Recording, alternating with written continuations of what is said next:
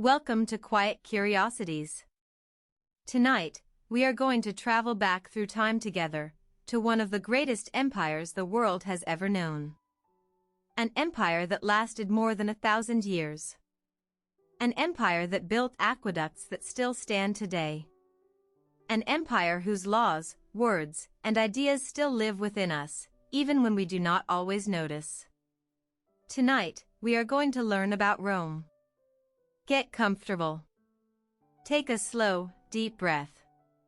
There is nothing you need to do right now, nowhere you need to be. You are simply here, in the quiet of the night, listening to stories of a world that no longer exists but left its mark on everything we are. Close your eyes if you would like. My voice will stay with you. Chapter 1. The Origins of a City. About 2,800 years ago, on the banks of the Tiber River, in the Italian peninsula, there was a collection of small villages. The land was fertile. The river brought fresh water. The hills protected the people from wind and enemies. No one in those villages could have imagined that, centuries later, from that very place, a civilization would rise that would come to rule the known world. The Romans had their own story about how their city was born. It was a story of gods, of twin brothers, of a wolf. Legend tells us that the god Mars fell in love with a priestess named Rhea Silvia. From that union, twin boys were born, Romulus and Remus. But the king who ruled the region feared these children. He feared that one day they would take his power.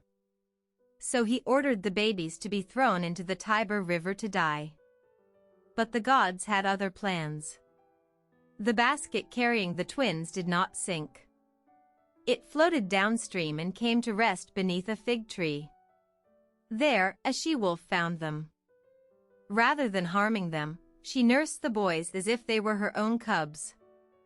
She cared for them until a shepherd named Faustulus found them and brought them home. Romulus and Remus grew strong. And when they were adults, they returned to reclaim what was rightfully theirs. They overthrew the king who had tried to kill them, and then decided to found a new city on the banks of the Tiber, near the place where they had been saved. But the brothers argued about which of the 7 hills to build their city on. The dispute became violent. And in the confrontation, Romulus killed Remus. Alone but victorious, Romulus traced the boundaries of the new city. And he called it Rome, after his own name. This is said to have happened in the year 753 before Christ. Of course, modern historians know that the story of Romulus and Remus is a myth. Rome was not born from a single founding twin. It grew slowly, as all cities grow, from people seeking fertile land, clean water, and safety. But myths also tell us something true. They tell us what a people believe about themselves. And the Romans believed they were the children of gods. They believed they were warriors. They believed they were destined to rule. And for more than 1,000 years, they were. Chapter 2. A Republic of Citizens. During the first centuries of its existence, Rome was governed by kings. But the Romans did not love their kings. There was something in their character, something deeply proud and independent, that could not tolerate the idea of one person holding all power. In the year 509 before Christ, the Romans expelled their last king, a man named Tarquin the Proud, whose name alone tells us much about his character. And in his place, they created something new. Something the world had never quite seen before. They created a republic. The word republic comes from the Latin residential publica, meaning the public thing, the affair of the people. The idea was simple but revolutionary. Government does not belong to a king. Government belongs to the citizens. Rome governed itself with a system of checks and balances, centuries before modern philosophers would write about such ideas. There were 2 consuls, elected each year, who shared executive power. There was the Senate, a body of experienced men who advised and legislated. There were popular assemblies where citizens could vote. No man could concentrate too much power in his hands. If he tried, the others would stop him. This was the theory, at least. Reality, as always, was more complicated. Because the Roman Republic was not an equal democracy. There were two classes of citizens. The patricians, the aristocratic families who dominated the Senate and the high offices. And the plebeians, the common people, the farmers and craftsmen and merchants who formed the great majority of Rome. For centuries, the plebeians fought for their rights. And little by little, they won them. They gained the right to their own representatives, the tribunes of the plebs, who could veto decisions of the Senate. They gained the right to have laws written down and published, so that everyone could know them. They gained the right to marry patricians. The Roman Republic was a slow and painful experiment in the art of building a just society. They did not always succeed. But the effort matters. Chapter 3. The legions that conquered the world. If there is one thing that defines Rome in the popular imagination, it is the army. The Roman legions are perhaps the most formidable military instrument the ancient world ever knew. Not because Roman soldiers were giants or demigods, but because they were trained, organized, and disciplined in a way that few armies in history have matched. A Roman legionary, at the height of the Republican Empire, marched carrying equipment that weighed more than 40 kilograms. He carried his armor, his shield, his short sword, his spear, and also his construction tools, his ration of food, and his share of the camp equipment. And he marched like this for 20 or 25 kilometers a day. At the end of each day's march, the legion did not simply camp in an open field. It built a fortress. With ditches, earthworks, a wooden palisade. A camp that could defend the soldiers through the night. The next morning, they dismantled everything, packed up, and continued marching. This discipline was what made the Romans unbeatable. Not just in battle, but in logistics. In the ability to be where no one expected them to be, at exactly the right moment. The legions conquered Italy first. Then the Mediterranean. Then Spain, Gaul, North Africa, the Middle East, Asia Minor, Greece. But the Roman army did not only destroy. It also built. Where the legions went, so did the engineers. They built roads, those famous Roman highways that connected every corner of the empire to Rome. They built bridges over rivers that had previously been impassable barriers. They built aqueducts that brought clean water to cities that had never had it. It is said that all roads lead to Rome. And for centuries, that was literally true. A network of more than 80,000 kilometers of paved roads connected the known world. Chapter 4. The End of the Republic. As Rome grew, so did its problems. The vast territory the Romans had conquered needed to be governed. And the generals who led the legions in those distant territories accumulated power, wealth, and personal loyalties that began to rival the state itself. In the 1st century before Christ, Rome entered an era of civil wars.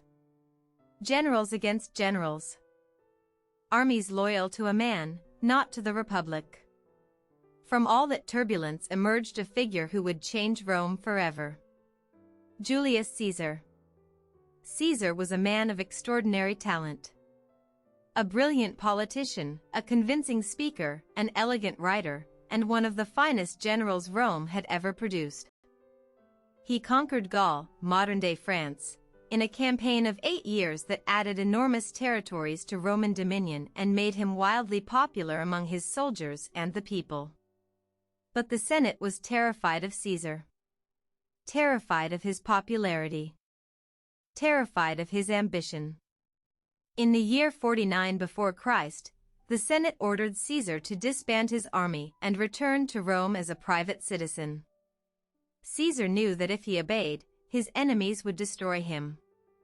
So he crossed the Rubicon, the river that marked the boundary between his province and Italy proper, with his army intact. Crossing it armed was an act of treason. It was declaring war on the Senate. When his generals asked if he was certain, Caesar simply replied, "The die is cast." He won the civil war. He became dictator in perpetuity. And he began transforming Rome. But many senators believed he was destroying the Republic.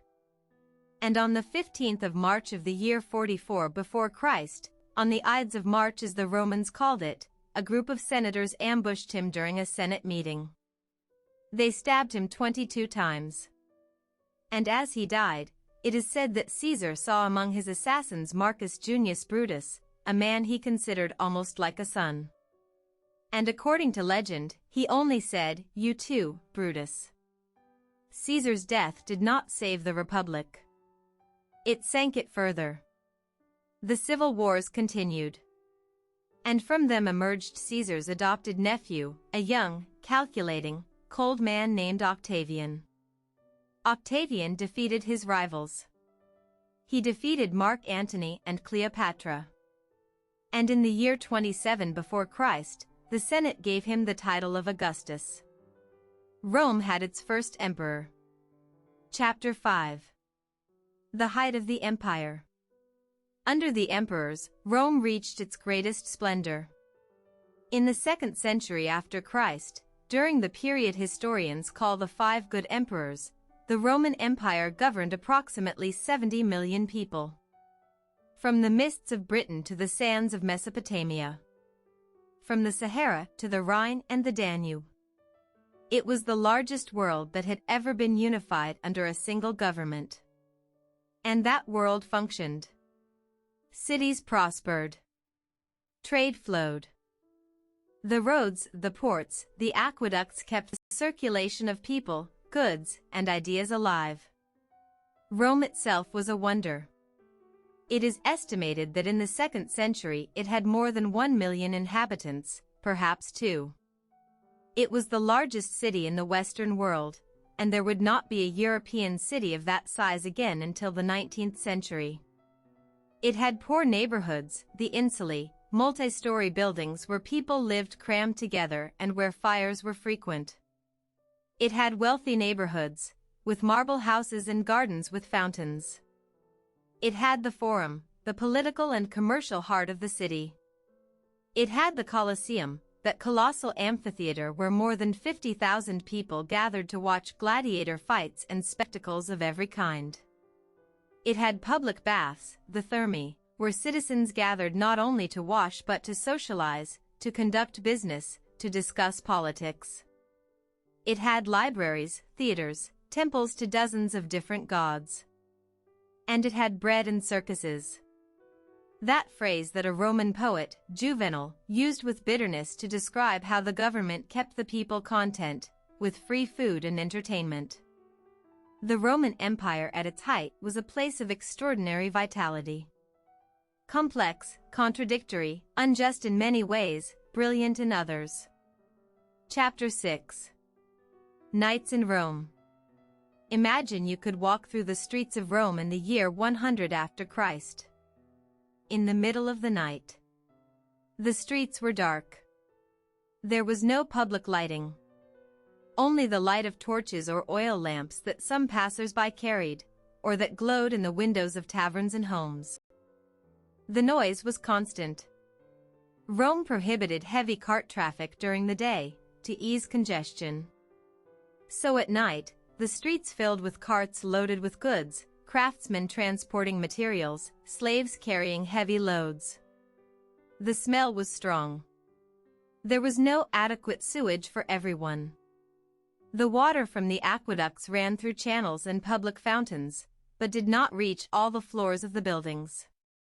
Residents of the upper floors sometimes emptied their containers from the windows, and it was advisable to walk close to the walls, not in the center of the street. The taverns stayed open. In those small food establishments, Romans who had no kitchen in their small apartments ate their dinner. stews of lentils and grains, bread, olives, cheese, wine mixed with water. The wealthy dined at home, banquets that could last for hours, reclining on triclinia, those special dining couches, while slaves served them course after course. And the stars shone over Rome. Without the light pollution of our modern cities, the nights of Rome were dark and full of starlight. The Romans knew the sky. They had their constellations, their planetary gods, their astrologers. Imagine lying down in that ancient city, listening to the noise of the carts, the bark of a distant dog, the murmur of voices in the tavern below. And above you, the same infinite sky that we look at tonight. 20 centuries separate us. And yet, we share the same darkness, the same stars, the same need for rest at the end of the day. Chapter 7. The Slow Fall. Nothing lasts forever. And Rome, that city that seemed eternal, was no exception. The fall of Rome was not a moment. It was a process. Slow, gradual, extending across centuries. Historians debate the causes.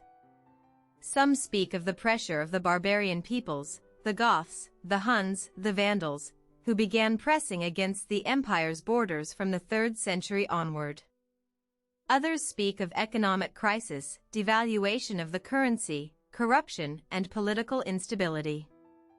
Others speak of pandemics, like the terrible Antonine plague of the 2nd century that killed millions. All of those causes probably worked together.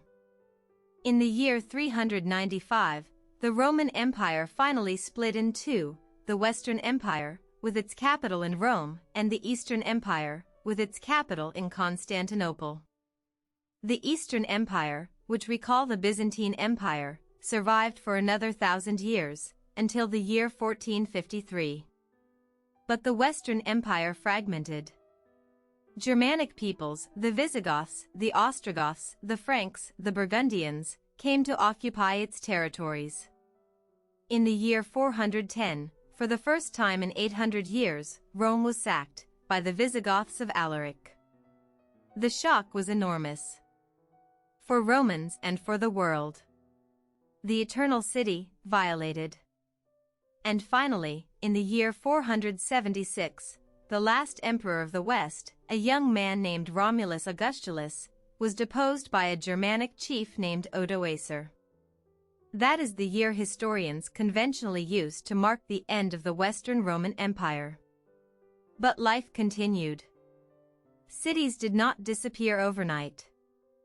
People kept farming their fields, raising their children, praying to their gods, now mixed with the new Christian God that had been quietly conquering the heart of the empire since the 1st century. Rome did not die. It transformed. Chapter 8. The inheritance they left us. We are coming to the end of our journey tonight. And before sleep carries you far from here, I want you to think about something. Rome fell more than 1,500 years ago. And yet Rome is still alive in us in ways we may not always notice. The language we speak. Spanish, Portuguese, French, Italian, Romanian, all come from Latin, the language of Rome. When you say words that come from those languages, you are speaking with the same roots the Romans used 2,000 years ago. The laws that govern us.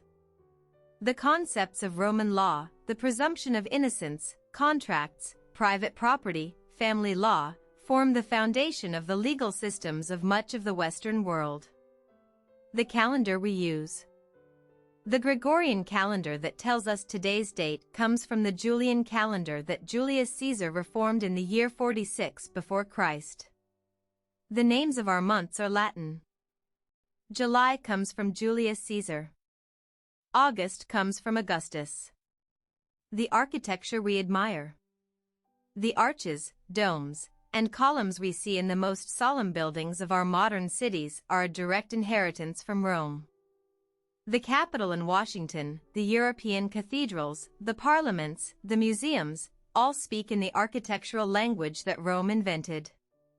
The language of science and medicine and law remains, at its core, Latin. We are children of Rome in ways that go far beyond history books. And tonight, as you fall asleep, that inheritance is with you.